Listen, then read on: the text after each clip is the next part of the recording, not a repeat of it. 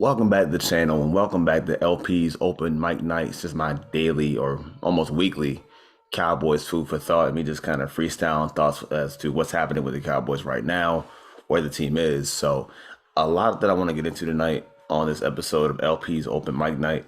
So, I have a little bit of a layout here tonight. So, I want to talk about the Chargers game, kind of recap what I saw, what that means for the roster going forward and the team as a whole. Some roster cuts that were made as well. My thoughts on those. Roster rearrangements. There have been some kind of, I guess, adjustments or tweaks to what's going on with the team as it pertains to the offensive line. So I want to talk about that and then talk about the, not Chargers, but the Seahawks preview game that's coming up this Friday. So a lot to tackle, a lot to get into. So if you guys like this style of content that I'm doing, hit the like button, hit the sub button, share with a Cowboys friend. Helps the channel to grow exponentially. So hit that like button, hit that sub button if I climb up to hopefully 500 subs by week 1 at Tampa. So the Chargers game. I'm not going to bury the lead too much with that because obviously the big story coming out of that is Turpin. As they say online, it is Turpin time. Turpin showed out in that game. 2 big returns for touchdowns. And the guy's speed is easy to see. It's very, very evident the guy can fly. I think on the second one, he was gliding, almost a jog for the last 20 yards. The guy has insane takeoff, insane burst. And the Cowboys found something with this guy as a returner, which is perfect, what they're looking for. And you can tell already they're trying to get him the ball in space, trying to give him as many chances as possible. And like I said, I think he's been safe on the roster for a minute now. I said it several times, they gave him a 3-year contract. So they were heavily invested in this guy out the gate. And ever since touching down in Dallas or, well, Oxnard, he's been involved a lot. I mean, as a receiver, getting downfield, making some tough contested catches. Turpin has found a way on the roster already. And to be honest, he may not even suit up against Seattle. Not in my opinion. I doubt that it happens. Maybe they'll see, but I think he's on the roster. He's got his role carved out as a returner at the bare minimum. So that's one thing. As far as other positives in the game against LA, Malik Davis. Malik Davis has been running very hard, showing off a little bit of speed, a little bit of juice. So what the Cowboys tend to do, I would think, is Malik Davis possibly forcing his way on the roster if he can cover kicks. I don't think it's a battle between him and Rico Dowdle. I think ultimately those two guys can find a spot on the roster so that you have Zeke, Tony Pollard, Malik Davis, and Rico Dowdle. So I think that's very, very likely. So shout out to Malik Davis. I think he gets a bulk of the snaps come Friday. So that's good for him. So we'll see what he's got, see if he can find a way on the roster. But I think if they do decide to go heavy at running back, those 4 guys make the roster, no problems. Also, in that game against LA, it's still kind of a recurring thing, but these 2 guys, Kelvin Joseph and Ashawn Wright, are struggling. They're struggling. They're having a hard time trying to come into their own for both of these guys actually in year 2. In the case of Ashawn Wright, he's still having issues playing the deep ball. And I've said it before, I'll say it again. For a guy that size, a guy with that length, you want him to be able to go down the field with the receivers, get his huge length to affect and impact these passes downfield, and he's still getting beat. So that's kind of an area of concern. I feel like that's where you want him to play, be a good, solid boundary corner who can get down the field and take away deep throws, and he's just not doing it right now. And then in the case of Kelvin Joseph, he's also struggling where he's not seeing things as fast as you would want him to be able to, as getting beat across his face and over the middle of the field. It's actually very, very disappointing because a lot has gone into that guy and hoping that he could have been, someone to step in and challenge for a slot role, if anything else. And that it looks very unlikely. And not that he's blowing anybody away, but also Deron Bland. Deron Bland looks competent and at the very least looks better in the same role as Kelvin Joseph or Ashawn Wright. He seems to have a better understanding, is giving more consistent effort and more consistent production. So I feel like in that case, it doesn't look good for those 2 guys at all. Then also on that note, Josh Ball as well. Josh Ball had a better game in the running game, but still is not somebody you think or at least I believe you can count on as it pertains to the passing game. So as we know, when it comes to Tyron Smith, health will always be a question mark. So because that's going to be an issue with Tyron Smith, it makes you concerned about Josh Ball having to play an extended period of time. So I think Dallas has to figure out what's happening with that and if they get something better in that scenario and situation. So not a good look for Josh Ball. But another guy, actually 2 guys I want to talk about to kind of wrap up that Chargers game. Tristan Hill. Tristan Hill's a guy that every time, and I said this before, he flashes on the field. When you see him play, he has a quick first step, a great get off, and gets in the backfield. I mean, the play you saw with him just getting up the field, strip sack, his own recovery, he's been making his way and making a case to stay on this team or not find himself to be a very valuable asset for either the Cowboys or somebody else. So big shout to him. And I think playing the long game, you can never have too many good interior linemen on a team. Never, never. So if the Cowboys do want to find a role for him in his last year of his contract, by all means, hang tight to him. If you get an offer you like for him, I may reconsider and hold on to him because he's been playing really good football in this camp in his last year of his contract. So that's a great sign. Somebody else also, Sam Williams. Sam Williams is a guy, and people have kind of gone back and forth as to what his real characteristics are and what his real traits are. I maintain he's not a freakish athlete or has a lot of bend to his game or a lot of twist to his game. But the one thing that he does have is the ability to convert speed to power. There's one cut up, I think, posted by John Owning, who just shows you the ability of Sam Williams to get a great first step off the line of scrimmage and just bulldoze the offensive tackle in the lap of the quarterback. That's something that I've seen from him a couple times, actually, showing that speed to power.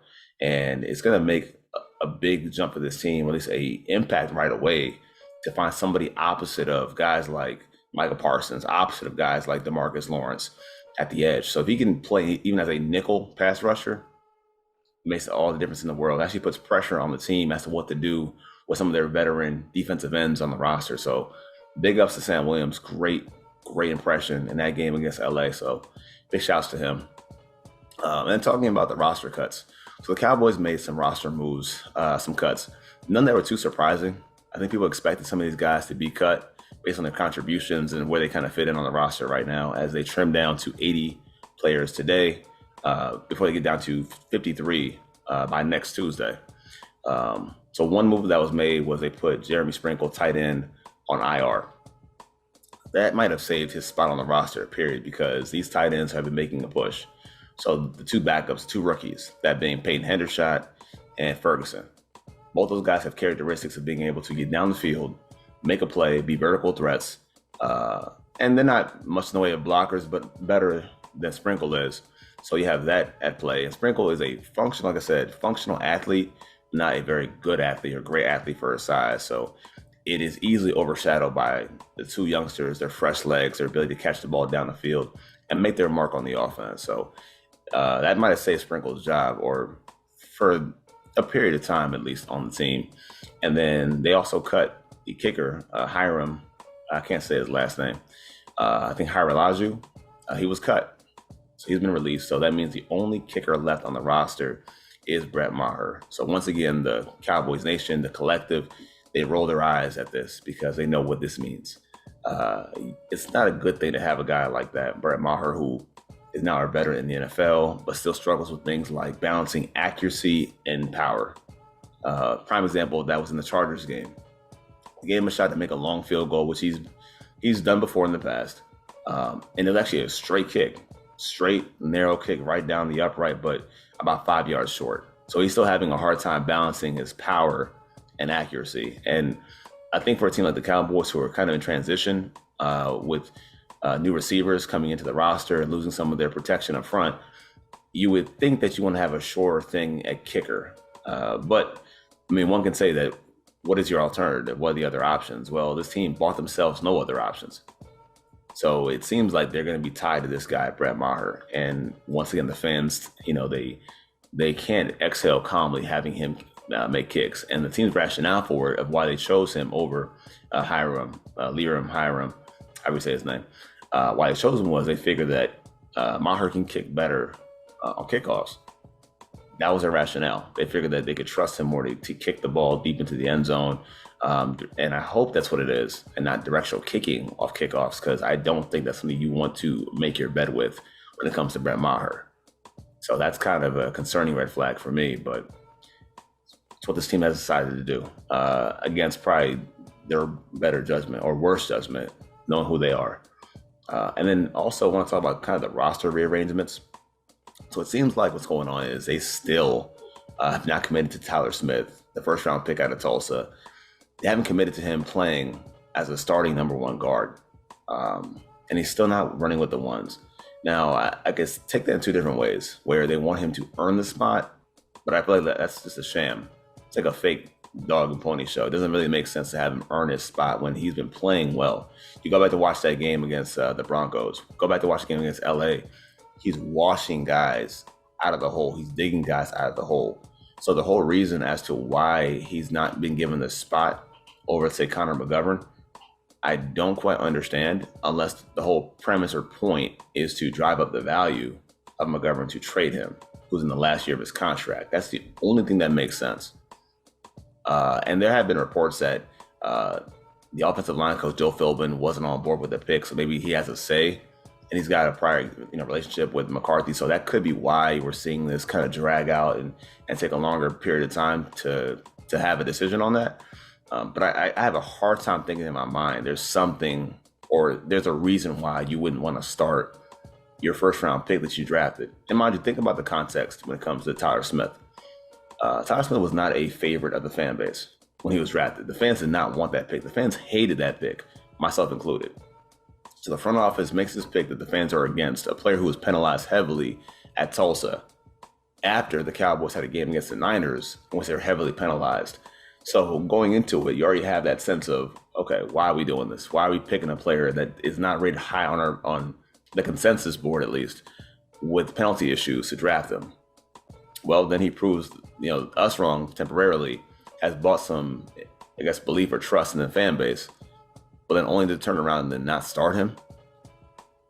Obviously, there's something going on here that doesn't make much sense. But to me, the only logical answer would be, okay, we want to showcase McGovern to trade him. That has to be it.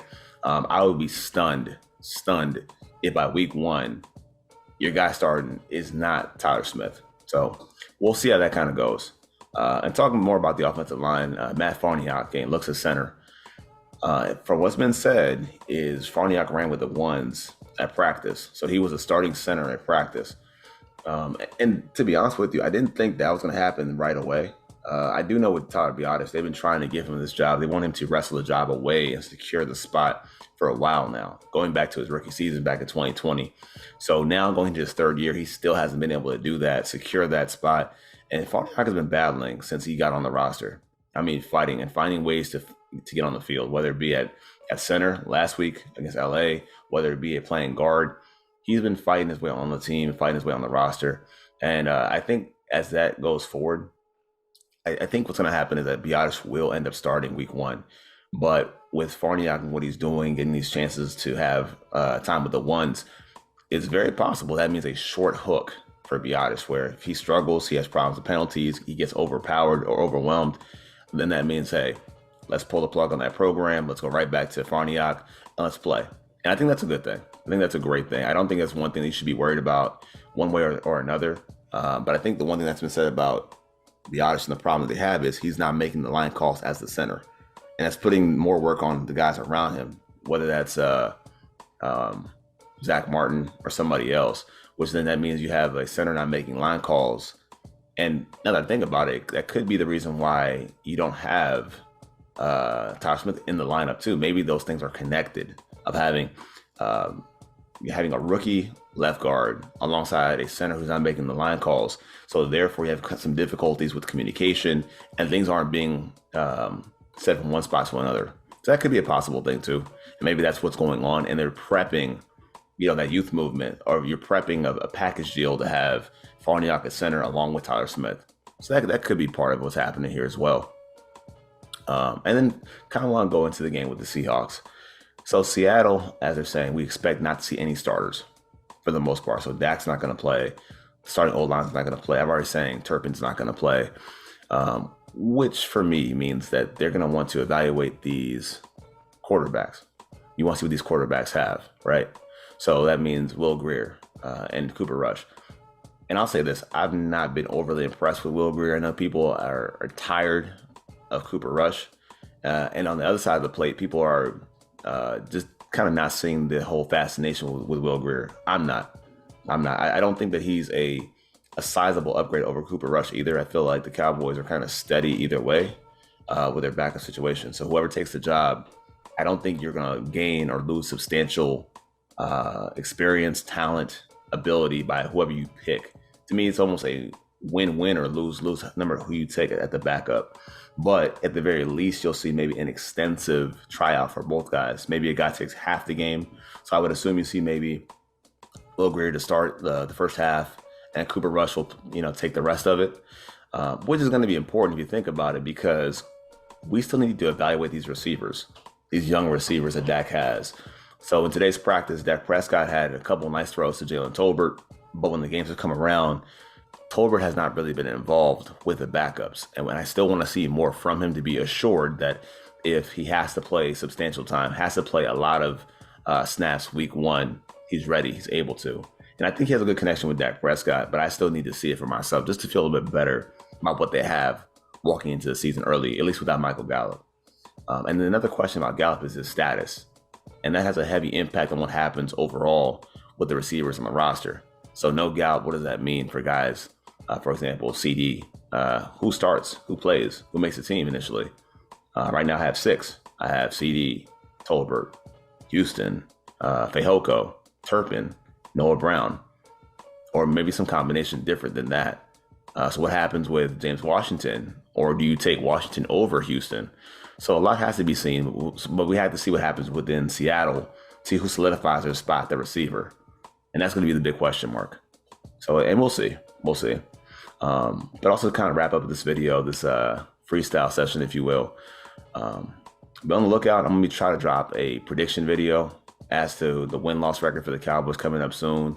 Maybe also drop a video talking about my final predictions for the 53-man roster going into Tuesday. So be on the lookout. A lot of little things on the plate coming on the channel. A lot of new different things coming on the channel. Also, going to be looking to drop that podcast with Tyler Moore of More Outdoors, the Freshman 15, as teased before on the channel. So if you want to catch that too, talk a little college football with me, tune in for that.